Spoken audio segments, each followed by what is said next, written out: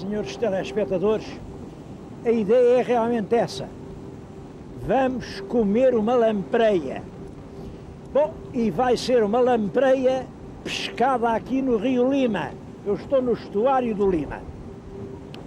Vamos comê-la mais logo, porque antes disso eu vim aqui ao estaleiro para ver um velho amigo meu. Está na nossa frente, é o Gilianes. O Gilianes, felizmente, foi salvo. Já não vai ser cerrado em bocados para a sucata. Vai ficar aqui o navio museu. É a menina dos olhos de Viana do Castelo. Como calculam, eu estou muito, muito alegre por isso. Mas não é bem por isso que venho junto dos Gilianes. É porque no outro programa eu, sem querer, incorri numa injustiça. Falei nos Gilianes como se houvesse só um e disse: o Gilianes andou nos mares, salvou pescadores, fez... Bom, e depois apareceram vários protestos, quer em cartas, em telefonemas, velhos oficiais gilianos que me disseram: não, o senhor não sabe, mas já tinha havido outro Gilianes, que também andou no mar, salvou muitas vidas, ajudou a frota bacalhoeira, e o senhor não falou dele. Bom, é verdade, não falei porque eu não sabia que esse navio tinha existido. Agora documentei-me, é verdade. Antes destes Gilianes, tivemos um outro, que foi um daqueles navios alemães, tinha um nome alemão muito esquisito, e foi dos navios que ficaram aprisionados no Tejo quando rebenta a Primeira Grande Guerra. Depois, quando Portugal entrou nas hostilidades ao lado da Inglaterra, o navio passou a ser utilizado, e já nessa altura a ser utilizado com uma missão humanitária. É que, como sabem, na Primeira Grande Guerra nós mandámos um grande contingente para a Flandres, 40 mil homens. Os ingleses encarregaram-se de os pôr lá, puseram transportes, navios de guerra a comboiar os transportes, e de um momento para o outro, os 40 mil rapazes saem de Portugal, vão para a França. Mas depois, mais nada, não deram mais ajuda nenhuma. E quando era preciso trazer feridos, levar serviços, material, roupas, só tínhamos o pobre Gilianes, que andava por esses mares minados, mares com submarinos traiçoeiros, mares onde era realmente temerário navegar, mas os ingleses deixaram-nos navegar sozinhos. E foi esse Gilianes que fez todos esses serviços.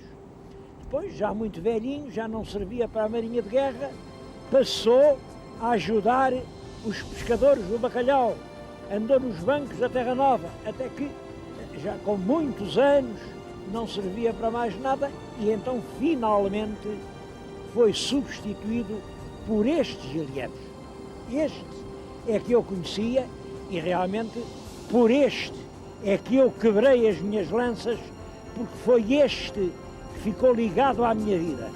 Como já lhes disse da outra vez, este navio teve a honra de ser a embaixada, a sede da embaixada de Portugal no grande país irmão do Brasil, no ano de 1973. E eu confesso, ver uma embaixada ir para a sucata era coisa que o coração me não consentia. Vim aqui hoje para o ver, mas viemos principalmente por causa da lampreia.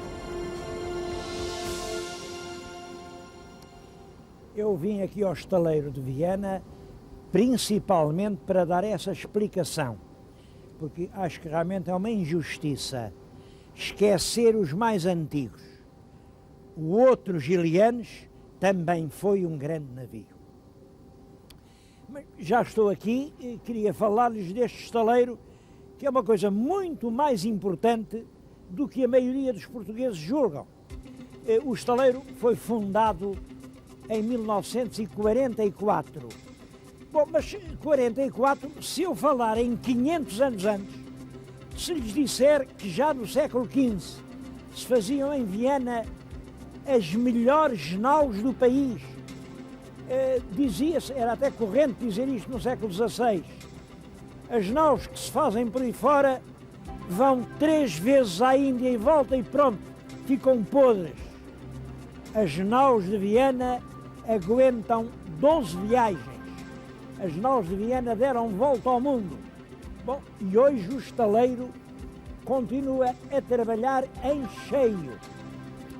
Desde que existe, foram construídos aqui 206 navios, perto de 500 mil de toneladas.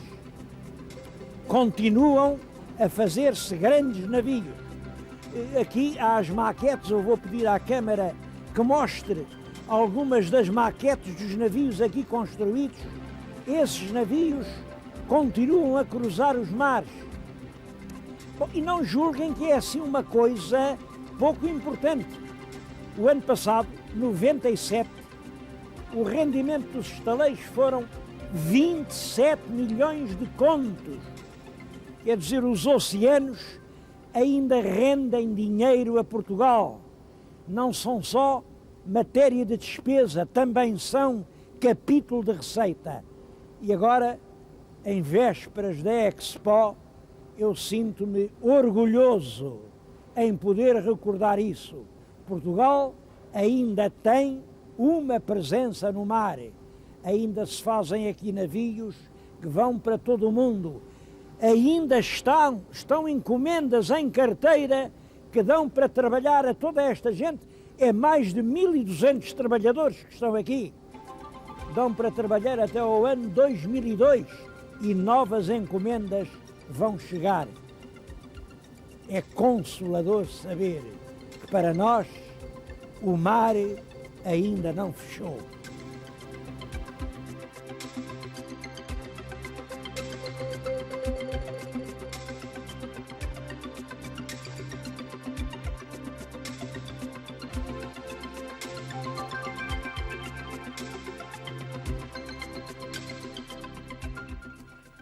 Como os meus telespectadores sabem, esta série tem um título: Horizontes da Memória. Bom, e eu não posso esquecer-me disso em Viana do Castelo. Há aqui uma peça que eu acho que é uma obra-prima, é uma tapeçaria da Almada Negreiros, cujo título devia ser exatamente esse: Horizontes da Memória. Porque o horizonte é até onde o nosso olhar alcança. A linha do horizonte é onde já não se vê mais.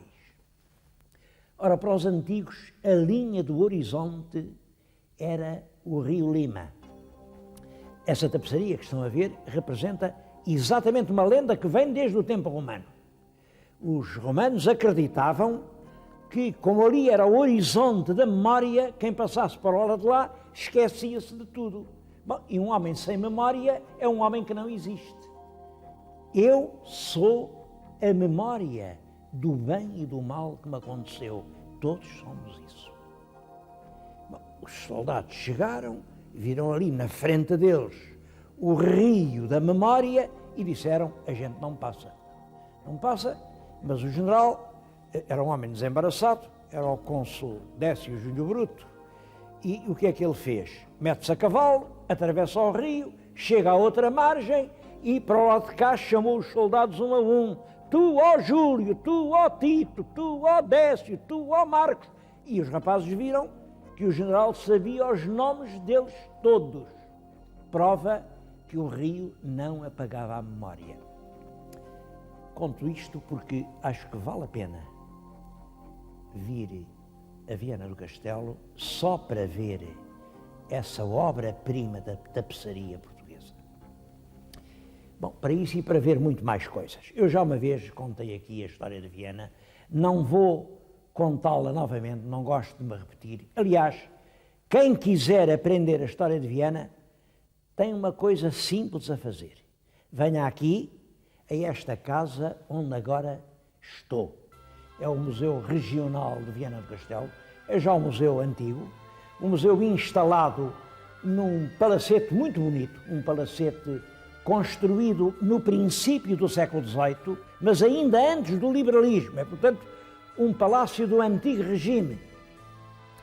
E esse palácio foi depois adquirido pela Câmara e tem hoje aqui um museu que vale a pena visitar. Aqui percebe-se bem a alma de Viana. Quer dizer que quando este palácio foi feito, eu disse a alma de Viana e não disse de Viana do Castelo, por uma razão simples.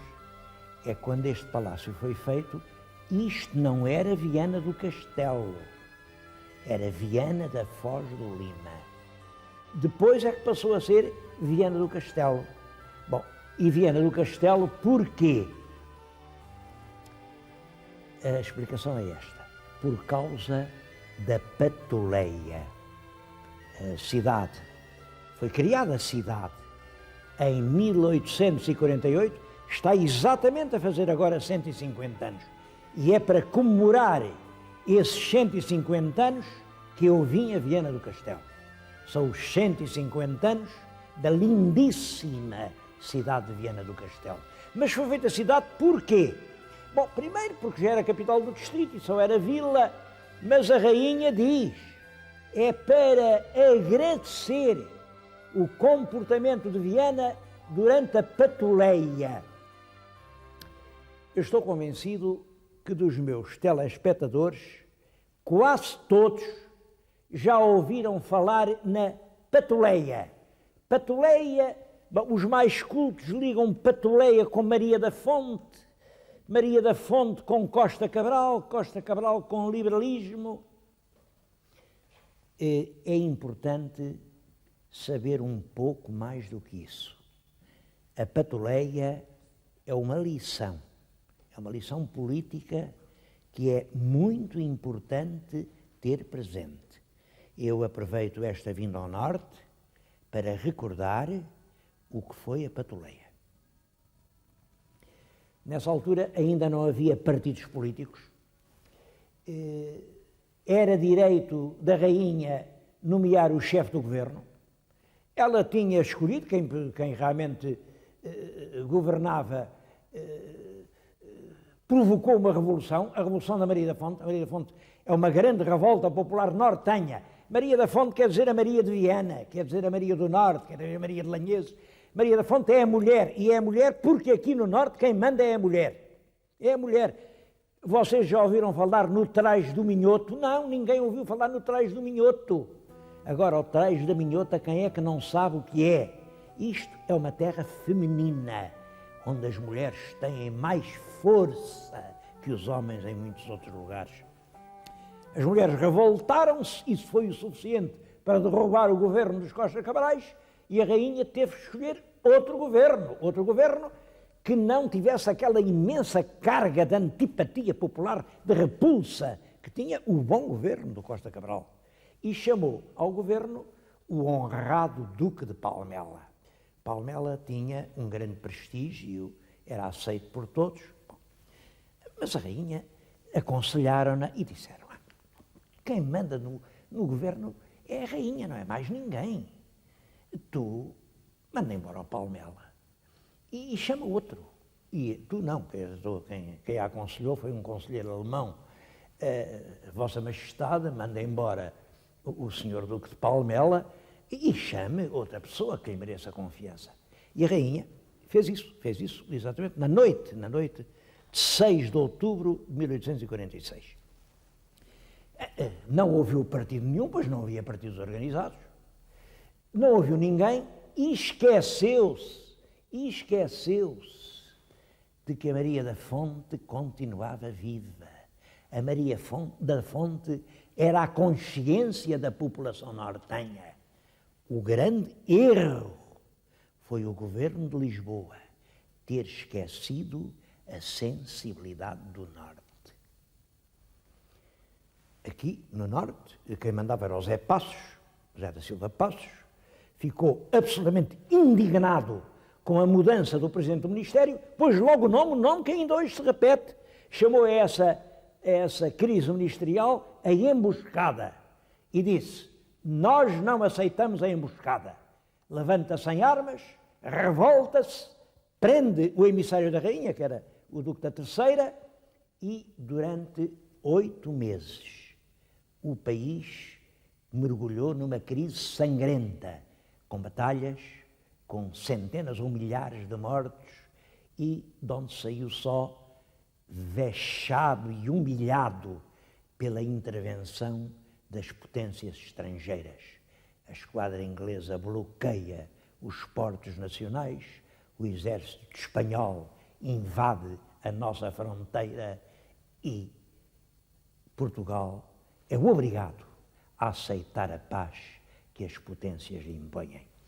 É essa revolta militar que se chama Patuleia. Aconteceu que aqui em Viana era como todo o norte, que lá que era pela Patuleia. Mas no forte havia uma guarnição que era pela rainha, era contra a Patuleia. E como essa guarnição se comportou com valentia, com energia, e sobretudo depois não sei se era tenente, se era capitão, que a comandava, pegou nas chaves do forte e foi levar à rainha e diga: eu entrego a vossa majestade as chaves do castelo de Viana. A rainha, quando promoveu esta cidade, deu-lhe o nome de Viana do Castelo.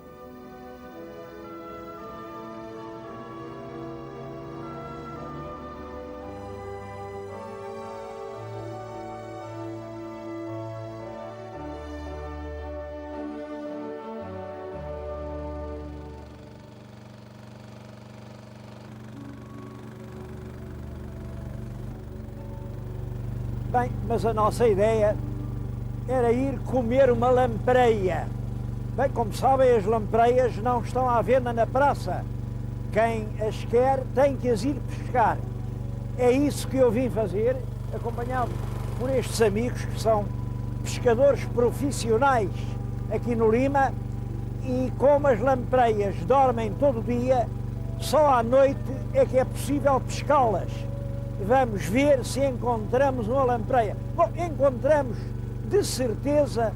Estamos aqui junto a uma estacada de rede que foi posta para encontrarmos certamente.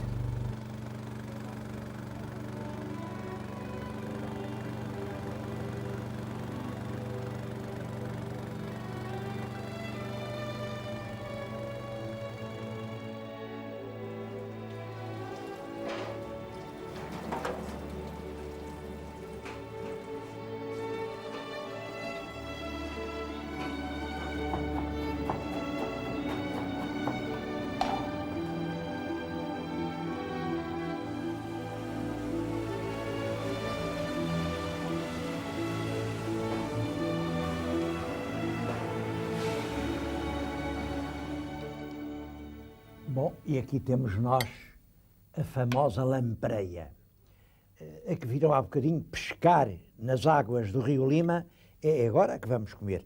Esta chamam-lhe lampreia à bordaleza, mas temos aqui outra modalidade, que é o arroz de lampreia. Bom, é admirável simplesmente saber que nos rios portugueses ainda há lampreias. Elas estão a diminuir. Em todo caso, ainda há muitas. Quem quiser vem aqui a um restaurante em Viana, nesta altura do ano, entre janeiro é quando aparecem as primeiras e março, e o problema é pagá-las, porque elas são caras. São caras porque, naturalmente, há muita gente a querê-las e elas já não são muitas. Mas devo-lhes dizer que não é o único, nem o principal atrativo do Alto Minho. Esta região é, por muitas razões, uma das mais atraentes que há em Portugal. Há muitas razões para vir a Viana.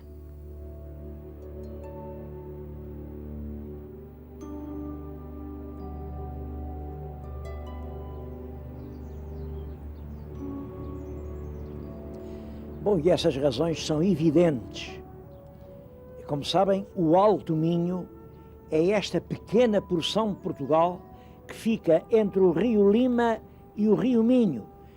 Para mim, e acho que para muita gente, é o pedaço mais bonito da terra portuguesa.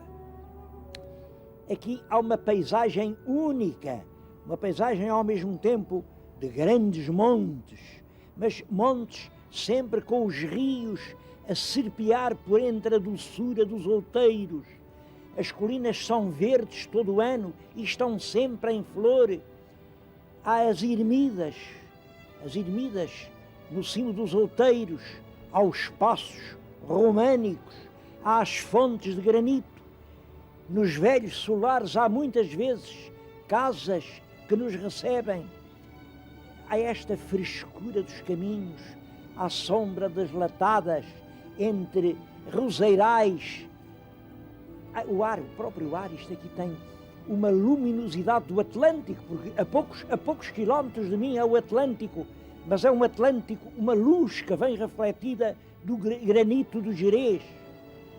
A alegria das aldeias, as romarias, imaginam lá o que isto é no tempo das romarias, a expansividade desta gente. Aqui parece que toda a gente é simpática, todos nos trazem dentro do coração ao gosto de viver. Estes não são tristes, estes não arrastam os pés, é uma alegria estar no Minho. E ao mesmo tempo a conservação das tradições, o valor artístico de uma grande parte do artesanato. Eu entusiasmo sempre com a loiça de Viana. É uma loiça pintada cuidadosamente à mão, copiando velhos modelos que os mariantes aqui trouxeram. Olhem aquelas canecas, aquilo são canecas inglesas, claro que veio da Inglaterra, algum bebedor de cerveja. Bem, mas agora estão aqui a fazê-las em Viana exatamente como eram no tempo em que os mariantes as trouxeram. E esses pratos e essas terrinas e toda essa loiça é um tesouro de artesanato. Há as Citânias misteriosas, onde viveram povos que ainda são enigmas, tão misteriosas e tão mal cuidadas. E há o ambiente das pequenas aldeias, por onde a gente passa ao pôr do sol, ao bater das trindades, porque aqui os sinos ainda marcam as trindades, e há um cheiro a lareira acesa, a mato a arder no fogão, um cheiro a adega, a rosmaninho, é um cheiro a um mundo que nos outros lugares já acabou. Eu há bocadinho escrevi, estive numa terra, pediram-me escreva aqui qualquer coisa, e eu escrevi: a gente desta terra quando morrer e entrar no paraíso não vai sentir diferença nenhuma. Escrevi isso com tanta sinceridade. Ora bem, o Alto Minho não é só Viana do Castelo. Claro que Viana é um ponto muito importante, mas há outros. Há Caminha, há Ponte de Lima, há o Gerês, há Valença, a Vila da Praia de Âncora, Monção, Valdevez, Paredes de Coura. Tudo isto são lugares fascinantes. E sabem quantos forasteiros estiveram instalados nos hotéis aqui no Alto Minho durante um ano inteiro, o ano de 96, são os últimos números que foram publicados, tenho-os aqui. Bom, estiveram aqui durante um ano 187 mil pessoas em todas estas terras. Para fazerem uma ideia do que isto significa, devo dizer que o número para o continente português foi 7.428.000. 7.428.000 para o continente e 180 e poucos mil para o Alto Minho. Quer dizer, apenas 2,5%, números redondos, 2,5% vieram a esta região que, pelos valores que encerra, representa bem metade do nosso potencial turístico. Isto, qualquer coisa está errada. As pessoas, o turista é bem intencionado, quer ver o que é bonito, e nós não temos nada mais bonito do que isto. Porquê é que o turista aqui não vem? Porquê? Bom, alguma coisa não está a bater certo. Eu penso, por exemplo, que é difícil vir aqui. É difícil porque há poucos hotéis, é difícil porque há más estradas, e agora estão a fazer uma autoestrada nova que vai direitinha, desde a fronteira de Valença do Minho, lá em cima, até Lisboa. E, portanto, volta às costas, a Viana do Castelo, a Caminha, enfim, a todo esse prodigioso pedaço de litoral, que é o mais bonito que existe em Portugal. A gente fica assim um bocado perplexo. Mas que diabo de ideia foi essa? De fazer uma autoestrada exatamente na parte do Minho que não é bonita, a única parte do Minho que não é bonita. Bom, é que aquilo é uma estrada para ir a Lisboa. Ora, em Portugal a gente precisa de outra coisa. Eu acho que a gente precisa de estradas de ir e vir. Há estradas de ir e vir. Aqui em Viana do Castelo eu vim encontrar um sentimento de queixa, de desalento, de injustiça perante essa estrada que vem, aparentemente, marginalizar esta cidade. Penso que esse sentimento não tem razão de ser, porque nestas coisas a verdade é realmente como o azeite, vem sempre ao de cima. A beleza extraordinária desta região do Alto Minho vai triunfar sobre todos os erros da urbanização e da política estradal. Mas é claro, esses erros, eles não podem estrangular os valores da região, mas lá que atrasam. E é uma pena que atrasem.